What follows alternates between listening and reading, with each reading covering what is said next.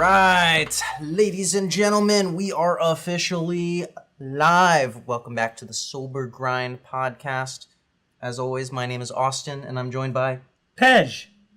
We have an amazing topic for you today that hopefully is helpful for both you and your family. Get some clarity and get the help that you need. That's right. Today we're talking about addiction and alcoholism as a family disease. So, Pej, why don't you explain a little bit what that exactly means and maybe go into your history a little bit, if you don't mind. Okay, so, obviously family dynamics, family disease. When it comes to addiction, a lot of people think that it's just the addict that has the problem, the addict or the alcoholic that has the problem, and they don't realize that in reality, it is a family disease. Yeah. The addict and alcoholic obviously either comes from some kind of upbringing, whether it be around a family or certain people, where they imitate their environment, or they act a certain way due to the fact that their environment may be uncomfortable. There may be a number of things that's going on in the household. There may be violence. There may be a lot of verbal abuse. There may be actual trauma, that people are dealing with in their household that is an ongoing thing where, a lot of people may have sexual trauma. They may have, they may experiencing a lot of families arguing with each other, going at it, and then so they're raised in this type of environment. And what does somebody do to try to escape that? They may go after using and drinking. So in my case, like for example, I come from a Persian family, and growing up in that family, there was a lot of high expectations. When you're a Persian, your parents usually want you to be a doctor or a lawyer. And when you turn out to be a drug addict or a drug dealer and a drug addict all in one, that's a total taboo in our community. So you're looked down at, especially when there's high expectations of you and who you are supposed to be, and then you go down that dark path. For one, a lot of families, especially Persian families, don't want to believe that their kid is a full-blown addict alcoholic. For two, if they have any idea of it, they don't want anyone to catch wind of it because, don't you know that we have large egos? So we don't want that to get out. We don't want people to find out that our kids are on drugs or alcohol. So they try to hide it, or they'll even be oblivious to it and kind of just pretend like, there's an elephant in the room, but pretend like there's nothing really going on. So when I got sober, the place that I went to, and I was blessed, luckily, there was a very strong family program. It was a multicultural family program, right?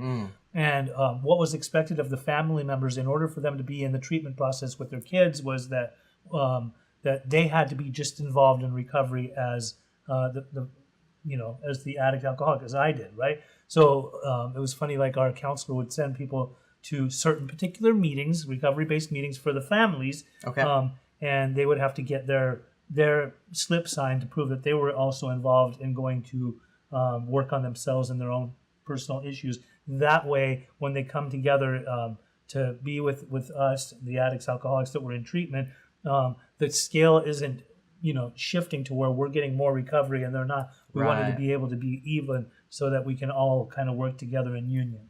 So you think it's a necessity to really have the family involved to ensure the success? It is absolutely necessary. The problem is that a lot of people don't get well because the families don't get well. Right. A lot of people, they go into recovery and sure, like they're out of their element. So they're in a whole different environment. They're around a lot of people that are, recovery based. They have a new support system and it's all good. It's all strong. But the second that they're getting out of treatment, if they go back to their same environment, the old environment, back to their families' homes, to wherever that may be, it's like going right back into the lion's den. It's where they used to use, where they used to drink, where they used to experience all the turmoil. The arguments are there, the blaming, the shaming, all of that stuff that goes on. So they go right back into that. And what do they know better than to end up using and drinking again because they don't know how to process those emotions. Not everybody gets well when they go to treatment. And then when the families don't get well at all, or the families are still the same, and you go and be around that, it's very likely that a lot of that relapse rate will increase due to the fact that there's no family work done. So it is a total family disease. What's your name and how long have you been sober now? My name is Laura Reeves, and I've been sober 3 years. That's amazing. Congratulations. Thanks. Yeah. Can you, as much as you feel comfortable, could you tell me a little bit about your recovery journey and ultimately what made you decide that it was time to make a change in your life? Yeah, definitely. So, my recovery, I started recovery when I was 18.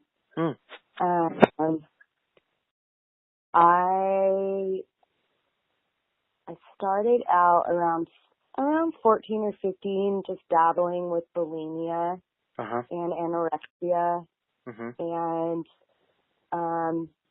the levee basically broke around 18, and I needed to be hospitalized, and I needed to go to rehab. And in 1999, they didn't have 12-step programs for anorexia and bulimia. They had OA, but they didn't have what they have now, which is like ABA and EDA for eating disorders. Yeah. So at 18 years old, I did a program called ANAD, and that's pretty much when my recovery story starts. So it wasn't a 12-step program. It was just a program of meetings without the steps. And I would continue to do that until I was about 22 years old. And that's when I decided, I'll start drinking. Now, like, before that, like, I would smoke pot, kind of casually, maybe a little bit too much. Sure. I wouldn't drink very much because, honestly, I thought if I drank, I would get fat. So I stayed away from drinking. But when I decided I'd start drinking, it started immediately. Like, I couldn't drink like a lady. Like, I couldn't eat like a lady. I couldn't drink like a lady. It was very obvious. And at that time, I had about 4 years of sobriety from my eating disorder, and it became very apparent very quickly that I was binge drinking. I was using alcohol the same way that I was using my eating disorder, and I kind of got a case of the buckets. Like, if I'm going to drink the same way that I use an eating disorder, then I'm going to just do both. So I relapsed in my eating disorder, and I started drinking alcoholically as well. And that's where that kind of took off. And it would be about, like, typical story, like about 10 years of just living a life like where I was never sober. If I wasn't drinking, I was using my eating disorder. So I didn't have like a sober breath, so 10 years of that, and I just couldn't do it anymore. I got into recovery because I knew I had an issue with my eating disorder. I didn't think I was an alcoholic. I just thought I was an anorexic and bulimic. And my last year of drinking, I ended up in the hospital 12 times with alcohol poisoning. And the last time I came in, just beaten up, like literally somebody had beaten me up. And I remember the look on my dad's face, like he just couldn't take it anymore, Yeah. And I don't know, something, I was like, I just can't do this anymore. I can't do this to my family anymore. So it was either suicide or rehab. And rehab wasn't my first choice, but my friends and my family had a different idea. So at 33, I got myself into rehab, and I had enough humiliation that I could listen to what people in the meetings in AA were saying about getting a sponsor and doing the steps. And it wasn't my first time going to AA. I had been to a few meetings before, so I knew a little bit about the steps. So that's how I really got in there. It was just, honestly, being humiliated enough Gotcha. got me into recovery. But really just knowing that I had an eating disorder and not wanting to be an alcoholic. Gotcha. Yeah. Well, thank you so much for sharing that, your experience and your journey. Yeah.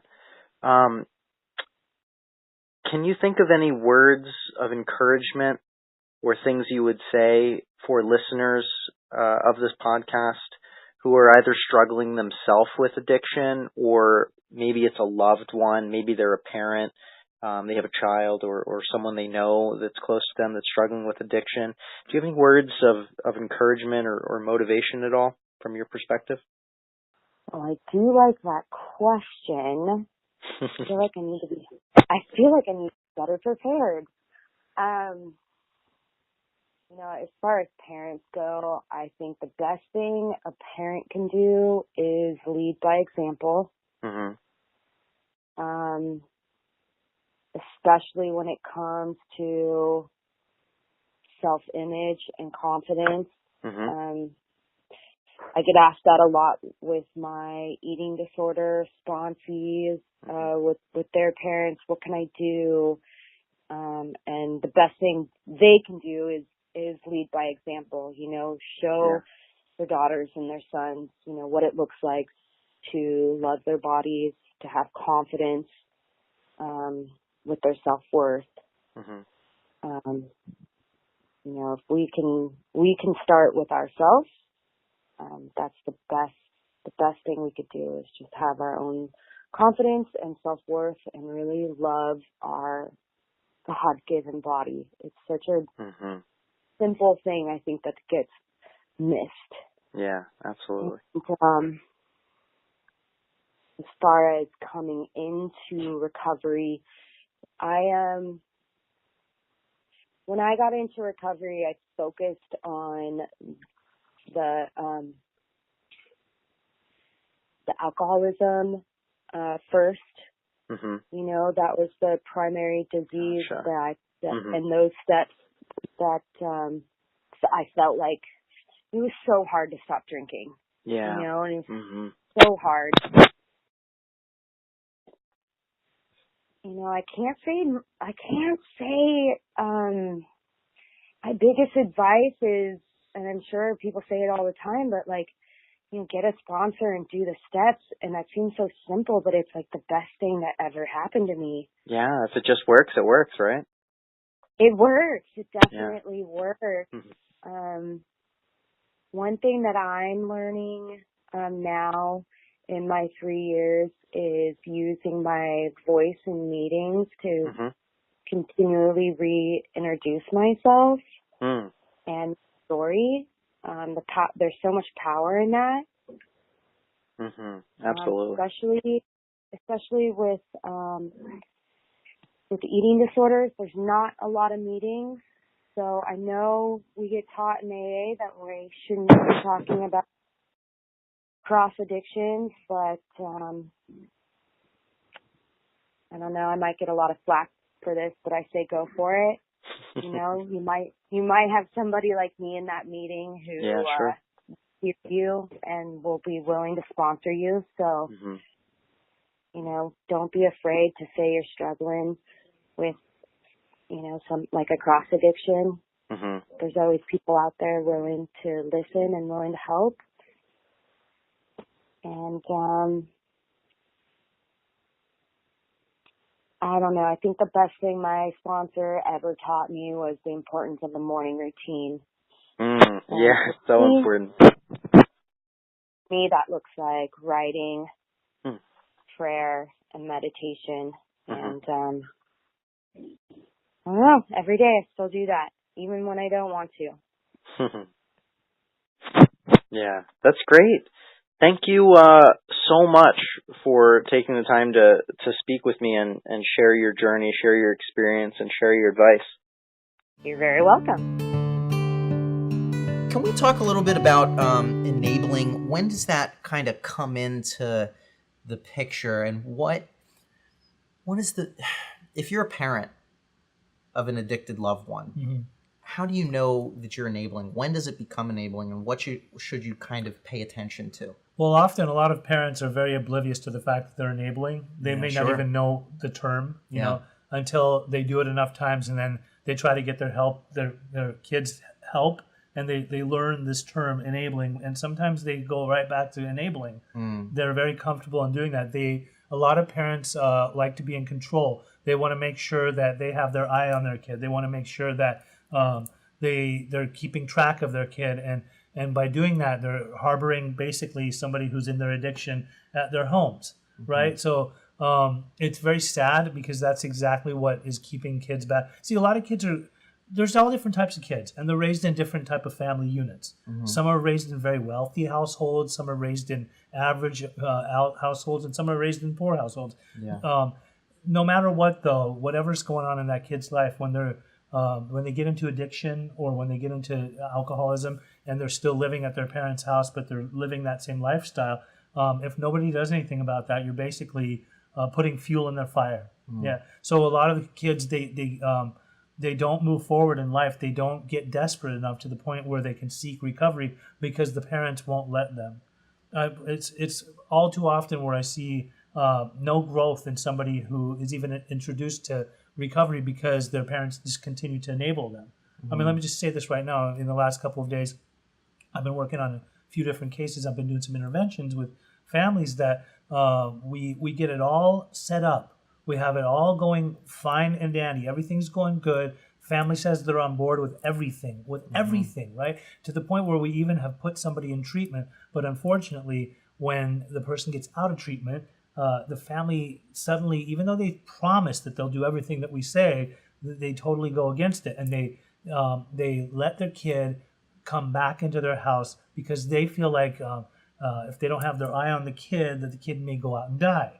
You know, but in reality is when you're keeping the kid in your house and the kid is still using and drinking or begins to start using and drinking again, you bring them back in there. It's not like they're not dying in your house; they're dying slowly, right? Right. So you're enabling them, and it's sad and it's scary because all too often we hear that somebody overdoses in their parents' house. You know, and why is that? Because that kid, even with all the different things that you've been suspicious about, is getting away with still staying at your house. Retreats to the bathroom all too often, is in there for hours, and you're always wondering, what is he doing in there? What is she doing in there? Well, you know, if you've found certain things like burnt tin foil or burnt spoons or needles, for that matter, there's a serious problem going on here. And if you're keeping that person in your house without actually addressing the problem and getting them the proper, appropriate help, then you're enabling them. Yeah. Gotcha. Let's dive into, before we get to the questions, keep leaving the questions, guys. We will get to them, I promise you. Let's talk about interventions a little bit. I know you work a lot in that field. You do a lot of interventions. Right. When do you feel that it's necessary for a parent to reach out to a professional interventionist? And dive into a little bit about your experience, what you've seen, how that helps families. Okay, that's thank you for asking me that question. Absolutely. I think that since Earl's watching me, he is my supervisor.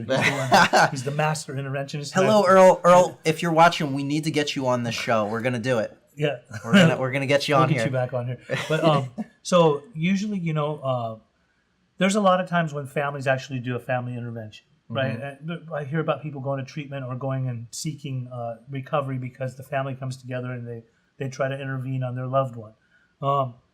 Sometimes, you know, families don't know how to go about it. They can cause a ruckus within the intervention within themselves if it's just done by somebody who's not a professional, because there's nobody to really be a mediator to kind of like tailor the whole thing from start to finish and show them how to go about it and the do's and the don'ts and what to say and what not to say, because you know you say the wrong things or if you actually come into it like angry or trying to go at the individual, you're probably not helping them much. You're hurting them more, or you're scaring them off, or you're, and then on top of it, you have an enabling person that keeps on letting that person stay. Well, everything you're trying to do for this person is not going to help them. So, sometimes families, they run out of options. So what do they do? The best thing that they can do is to reach out for somebody to be an interventionist, somebody who's actually a professional, who's been trained in this type of work and who can come in and set it all up in advance and know the person's history and get the scenario and get the family history and see how the family members have been affected and who would be effective to be in the intervention and how they can get that, everybody to get all their ducks in a row. Everybody needs to be on the same page, Right. in order for it to be an effective intervention. And an intervention has never failed. Even if the person doesn't get the actual help or go into treatment or whatnot, as long as the intervention is happening, it plants a seed within the individual that you need help. Absolutely. And maybe your life is not really working out for you, and you might want to think about getting help. But also, in order for an intervention to be really solid and to really work, is if the family becomes firm. There's a way to be very serious, but go about it in grace. In other words, you give them options, and the way the interventionist can tailor that is by saying, look, these things aren't working for you in your life, and we can't keep on keeping you in the house.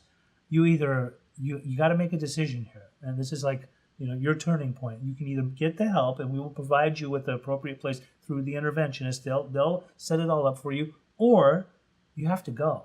And that's the toughest thing for parents. That and I was just talking to Tom this morning about, he said, if it was my daughter too, like, it would be really hard for me to see her hit the streets. Obviously, no family wants to see their kid dying out on the streets or get that call where the person has passed away. But once again, keeping them in the house isn't going to save them either. They'll never grow if you don't let them go. So an interventionist can help with all of that. And often, people need to find the appropriate interventionists. There's a lot of people out there that call themselves interventionists, and there are actual people that are doing really good work out there.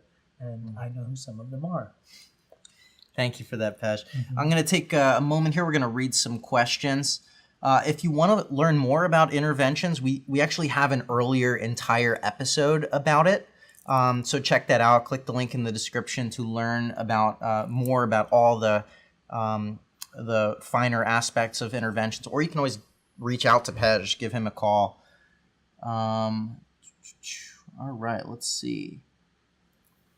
So Tina says, how can you find a program in your state that incorporates the whole family? A program that, so as far as like a treatment type of program, I would imagine she's asking. This is a good question. What you could do is you could contact me and I could try to find you something that's appropriate in your state, whether it be an outpatient service. I could actually do a little bit of research or have somebody from my team take a look and see what state you're in and see, we could reach out to certain individuals. We have a lot of connections in different states, so there may be an outpatient where that provides a family program.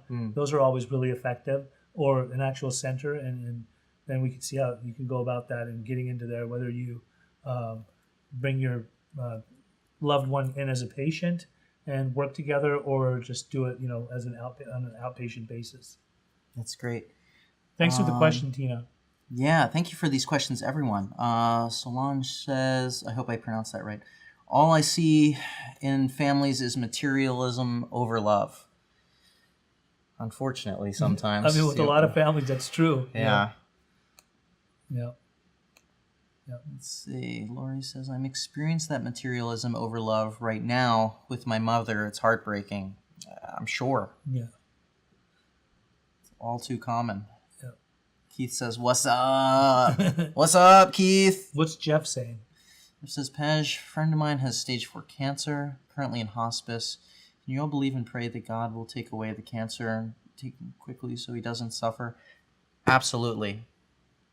Your friend is in our thoughts. I'm praying for Jeff. I'm praying for your friend. I myself beat cancer last year. It's possible. Amazing. God is big. Absolutely. Let's see. Gloria says, Jeff, I will pray for your friend. That's awesome. Let's all help each other out with this. Okay, Keith says without sugarcoating it. Most times the family needs an intervention themselves because they have no idea that oftentimes they are a huge problem as well as addicted party needing the help. Perfectly said. So let me real quick get into that. So, Yeah.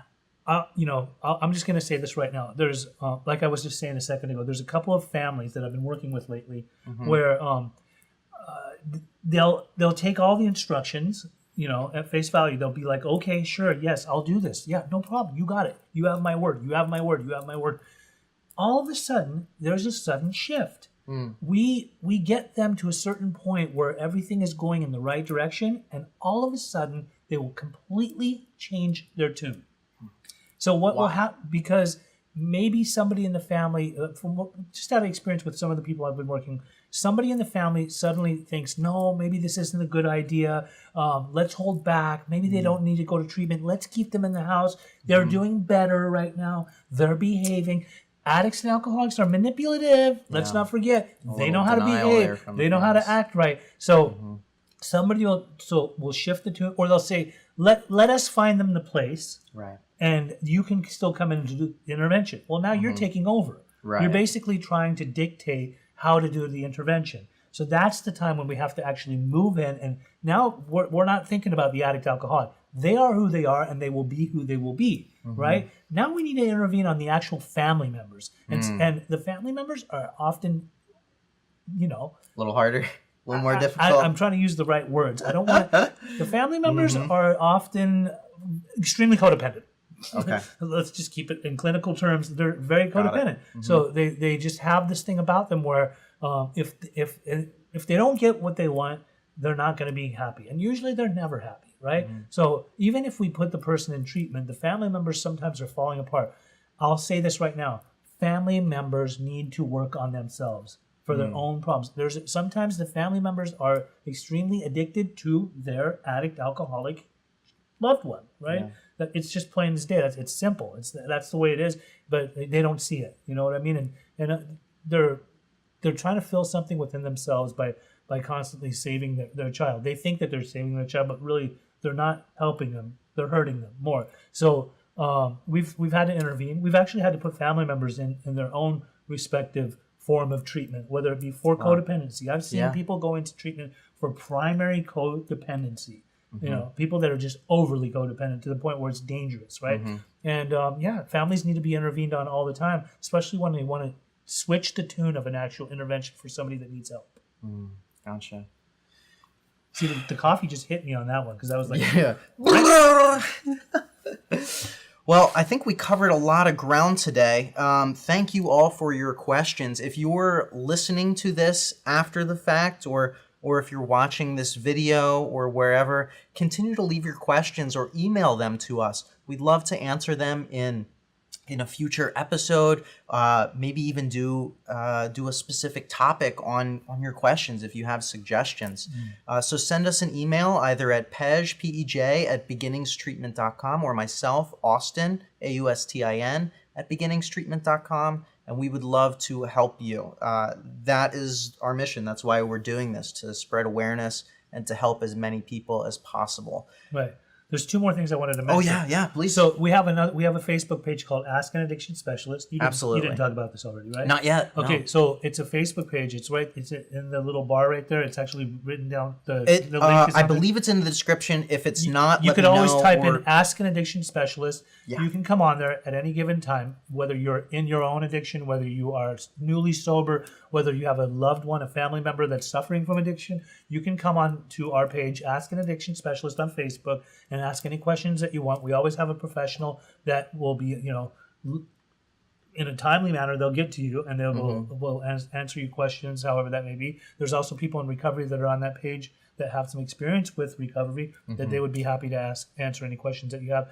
On top of that, April 13th, 14th, and 15th. Yes. If you are a person that has been sober for a while, or whether you are or not, even if you aren't, if you are totally normal, but you want to help people and you want to become an interventionist, we are hosting, Beginnings Treatment Center is hosting in Orange County, California, then intervention training by Earl Hightower, where you can receive It's going to be amazing. 30 units towards becoming Wow. a certified interventionist, and Wow. you will also receive 2 years of supervision by Earl. You can go ahead and send me a message, and I'll tell you about the costs and all that. But it's coming up on April 13th, 14th, and 15th in Orange County, California, Santa Ana, California. That's where the training will be. So if you ever like think about becoming an interventionist, I think it would be an ideal thing for you to sign up and be taught by the best of the best. Yeah. So how quick is that filling up, by the way? It's Pretty- filling up, but there's some open slots. Some still. open slots? So All right. yeah, Don't wait, just in case. You don't want it to fill up. Yeah, let me know. I'd love to hook you up. Awesome. Well, thank you all again so much, as always, for checking out the Sober Grind podcast, whether you're watching this live, watching the video, or listening to it anywhere on iTunes, Google Play, wherever you prefer your podcasts. We are so happy to have you here. Thank you again. Thank you.